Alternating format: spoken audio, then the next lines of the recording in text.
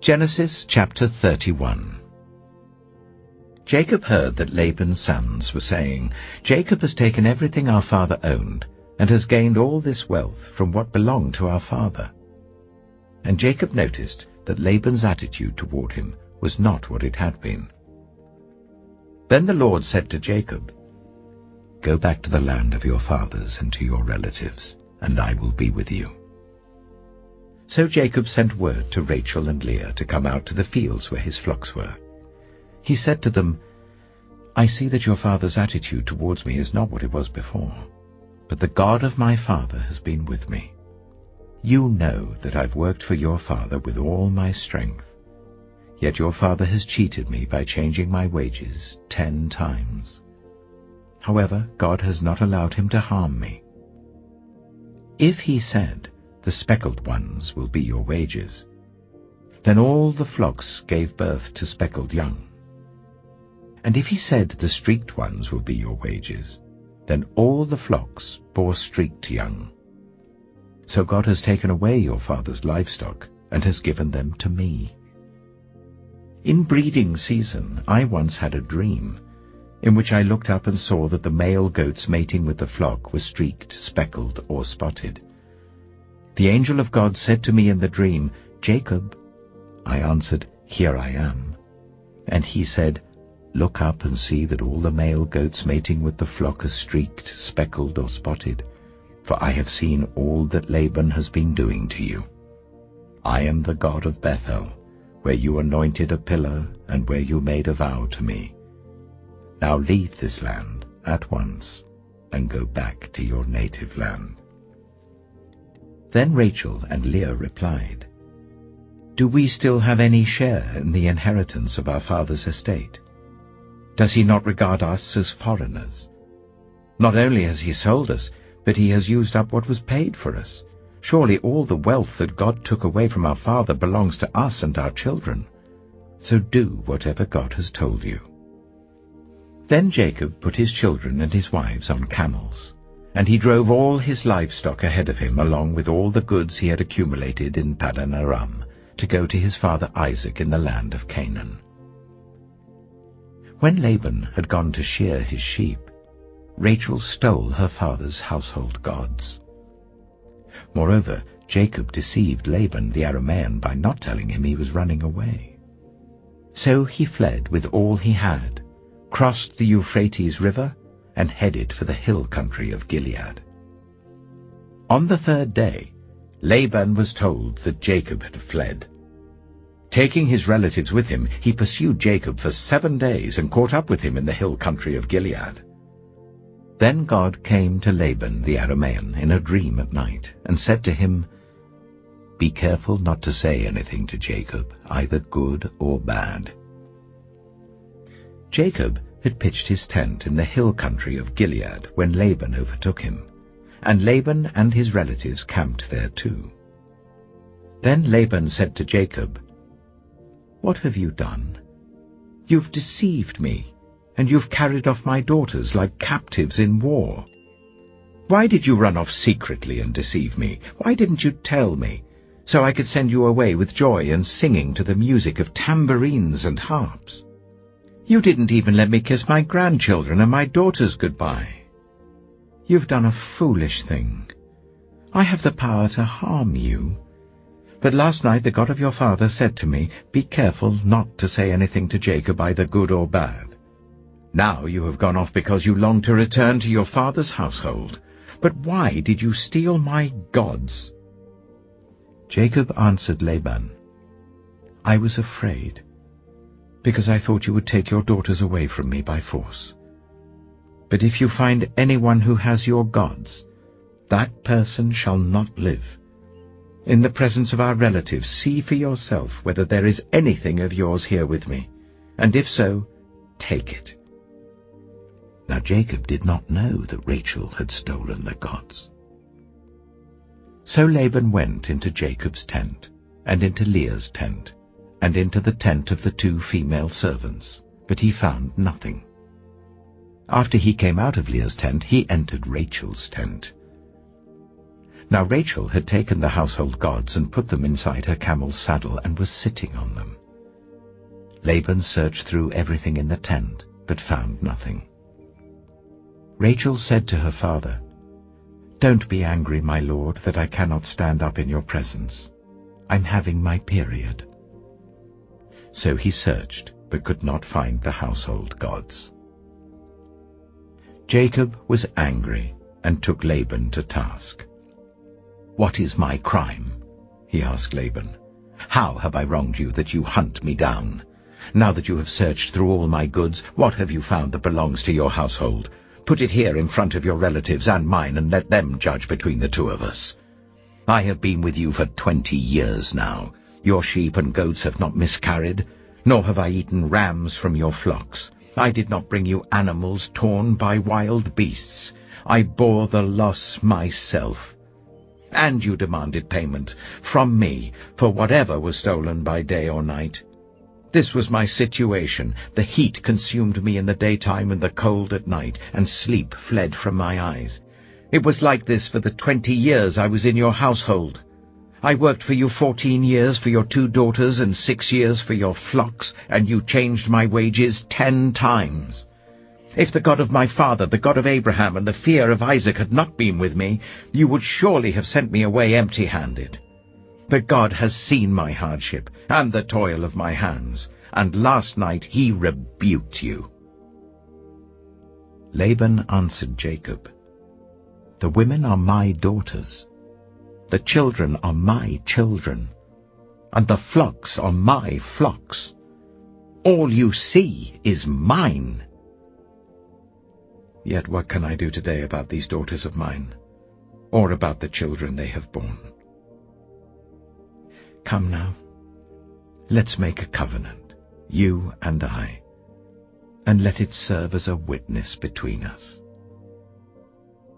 So Jacob took a stone and set it up as a pillar. He said to his relatives, "Gather some stones." So they took stones and piled them in a heap, and they ate there by the heap. Laban called it Jegar-sahadutha, and Jacob called it Gilead. Laban said, "This heap is a witness between you and me today." That is why it was called Gilead. It was also called Mizpah, because he said, "May the Lord keep watch between you and me when we are away from each other. If you ill-treat my daughters, or if you take any wives besides my daughters, even though no one is with us, remember that God is a witness between you and me." Laban also said to Jacob, "Here is this heap, and here is the pillar I have set up between you and me. This heap is a witness, and this pillar is a witness, that I will not go past this heap to your side to harm you, and that you will not go past this heap and pillar to my side to harm me. May the God of Abraham and the God of Nahor, the God of their father, judge between us." So Jacob took an oath in the name of the fear of his father Isaac. He offered a sacrifice there in the hill country and invited his relatives to a meal. After they had eaten, they spent the night there. Early the next morning, Laban kissed his grandchildren and his daughters and blessed them. Then he left and returned home. First, Matthew chapter 10. Jesus called his 12 disciples to him and gave them authority to drive out impure spirits and to heal every disease and illness. These are the names of the 12 apostles. First, Simon, who is called Peter, and his brother Andrew. James, son of Zebedee, and his brother John. Philip and Bartholomew. Thomas and Matthew the tax collector. James, son of Alphaeus and Thaddeus. Simon the Zealot, and Judas Iscariot, who betrayed him. These 12 Jesus sent out with the following instructions. Do not go among the Gentiles or enter any town of the Samaritans. Go rather to the lost sheep of Israel. As you go, proclaim this message: the kingdom of heaven has come near. Heal those who are ill, raise the dead, cleanse those who have leprosy, drive out demons. Freely you have received, freely give. Do not get any gold or silver or copper to take with you in your belts, no bag for the journey, or extra shirt or sandals, or a staff, for the worker is worth his keep. Whatever town or village you enter, search there for some worthy person, and stay at their house until you leave. As you enter the home, give it your greeting. If the home is deserving, let your peace rest on it. If it is not, let your peace return to you. If anyone will not welcome you or listen to your words, leave that home or town, and shake the dust off your feet. Truly I tell you, it will be more bearable for Sodom and Gomorrah on the day of judgment than for that town. I am sending you out like sheep among wolves. Therefore be as shrewd as snakes and as innocent as doves. Be on your guard. You will be handed over to the local councils and flogged in the synagogues. On my account, you will be brought before governors and kings as witnesses to them and to the Gentiles. But when they arrest you, do not worry about what to say or how to say it. At that time you will be given what to say, for it will not be you speaking, but the Spirit of your Father speaking through you. Brother will betray brother to death, and a father his child. Children will rebel against their parents and have them put to death. You will be hated by everyone because of me, but the one who stands firm to the end will be saved. When you are persecuted in one place, flee to another. Truly I tell you, you will not finish going through the towns of Israel before the Son of Man comes. The student is not above the teacher, nor a servant above his master. It is enough for students to be like their teachers and servants like their masters. If the head of the house has been called Beelzebul, how much more the members of his household? So do not be afraid of them, for there is nothing concealed that will not be disclosed, or hidden that will not be made known. What I tell you in the dark, speak in the daylight. What is whispered in your ear, proclaim from the roofs. Do not be afraid of those who kill the body but cannot kill the soul. Rather be afraid of the one who can destroy both soul and body in hell. Are not 2 sparrows sold for a penny? Yet not one of them will fall to the ground outside your Father's care. And even the very hairs of your head are all numbered. So don't be afraid. You are worth more than many sparrows. Whoever acknowledges me before others, I will also acknowledge before my Father in heaven. But whoever disowns me before others, I will disown before my Father in heaven.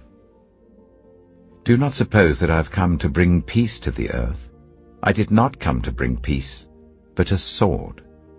For I have come to turn a man against his father, a daughter against her mother, a daughter-in-law against her mother-in-law. A man's enemies will be the members of his own household.